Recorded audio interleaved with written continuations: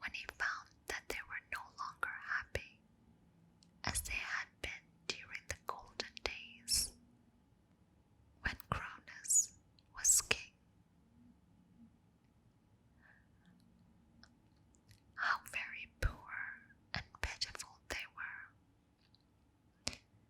He found them living in caves and in holes of the earth, shivering in the cold because there was no fire, dying of starvation, hunted by wild beasts and by one another, the most miserable of all living creatures. If they only had fire, said Prometheus to himself,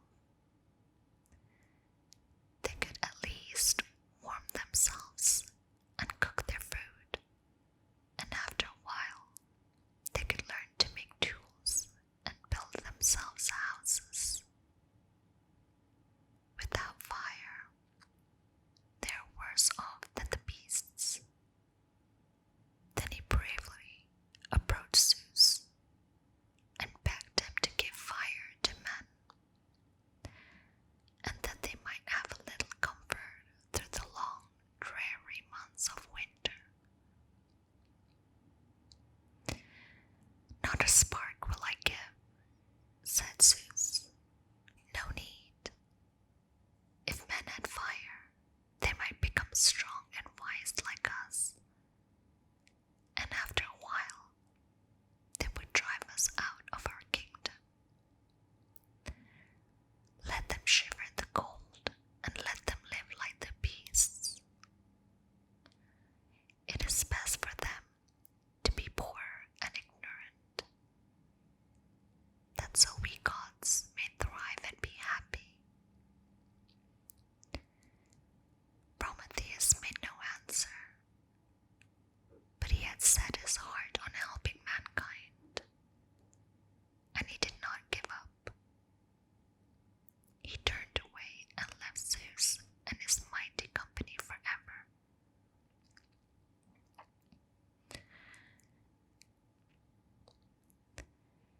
As he was walking by the shore of the sea, he found a fennel stalk, and when he had broken it off, he saw that its hollow center was filled with a dry, soft core, which would burn slowly and keep on fire a long time. He took the long stalk in his hands and started walking. Mankind shall have fire in spite of the tyrants who sits on the mountain top, he said. He reached the place of the sun in the early morning just as the glowing golden sphere was rising from the earth and beginning his daily journey through the sky. He touched the end of the long stalk to the flames, and the dry core caught on fire and burned slowly.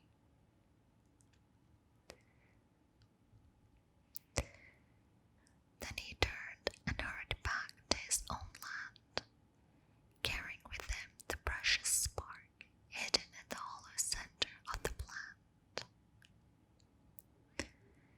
He called some of the shivering men from their caves and built a fire for them, and showed them how to warm themselves by it, and how to build other fires from the coals. Soon there was a cheerful blaze in every home in the land. Men and women gathered around it and were warm and happy and thankful to Prometheus for the wonderful gift which he had brought to them from the sun.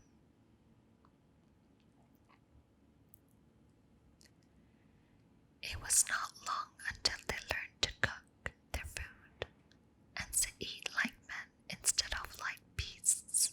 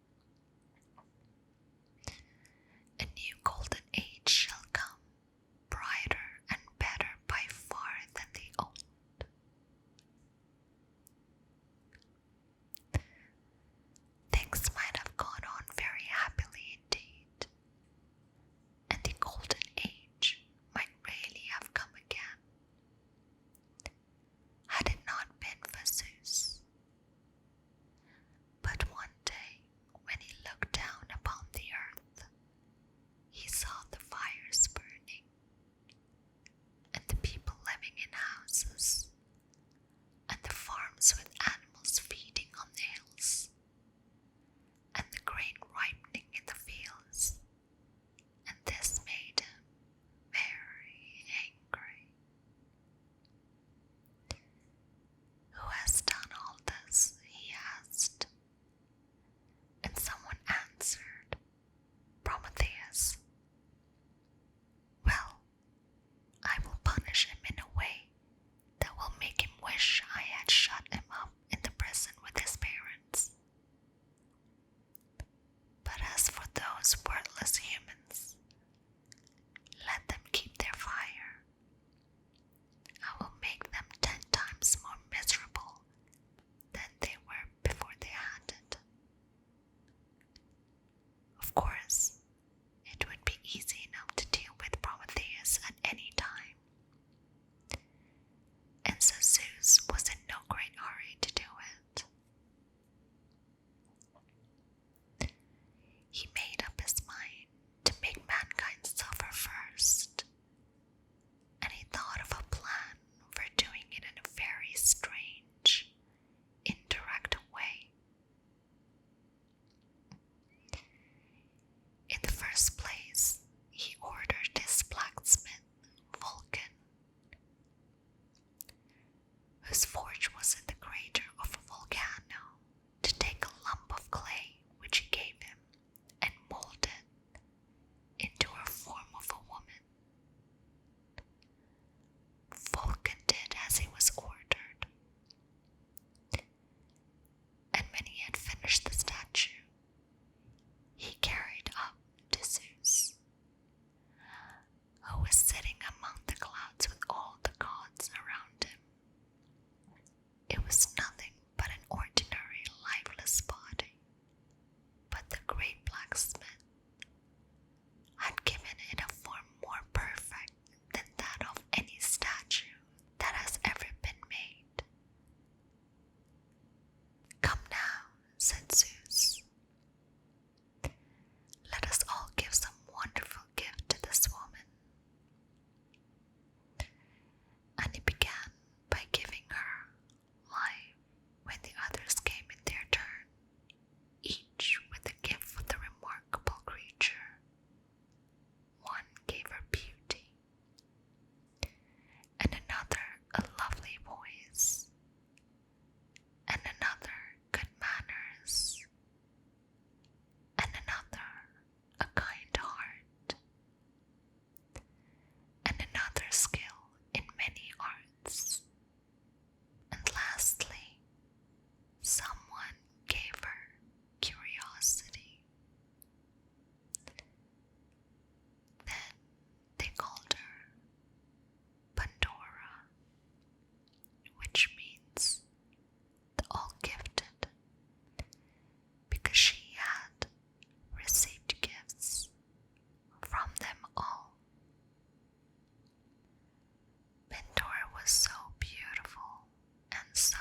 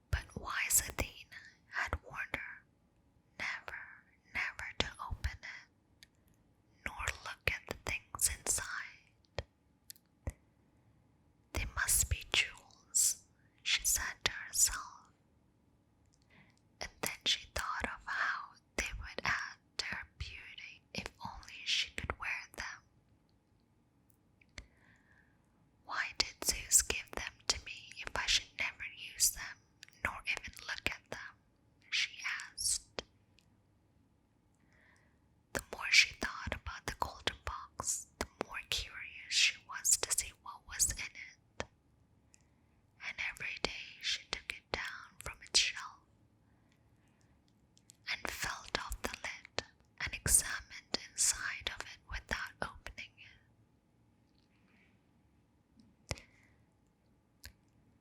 "Why should I care about what Athena told me?" she said at last. "She is not beautiful, and jewels would be useless to her. I think I will look at them anyway. Athena will never know. Nobody will ever know." She opened the lid a little, just to peek inside.